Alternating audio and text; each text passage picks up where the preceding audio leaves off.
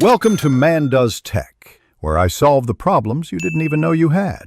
In this video, I will explain how to make high-fidelity wireframes. First, understand that high-fidelity wireframes are essentially detailed blueprints of your digital product. They go beyond basic layouts, incorporating specific UI elements, precise spacing, and realistic content to give a clear picture of the final design. This level of detail helps stakeholders visualize the user experience and make informed decisions early in the development process, saving time and resources later on. When creating high-fidelity wireframes, focus on incorporating actual content. This means using real text, placeholder images that resemble final assets, and interactive components like buttons and forms. Consistency is crucial.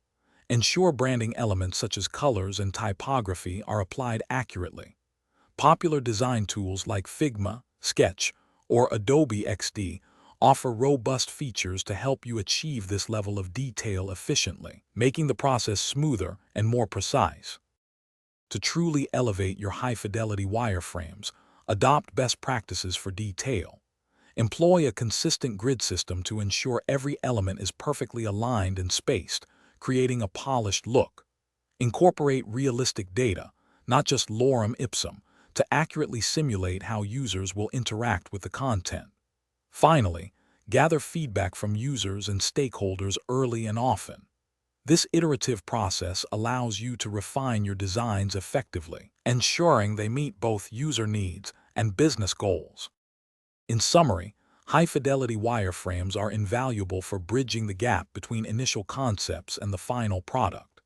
They provide a clear, detailed vision that facilitates better communication among teams and stakeholders, significantly reducing the need for costly reworks later on.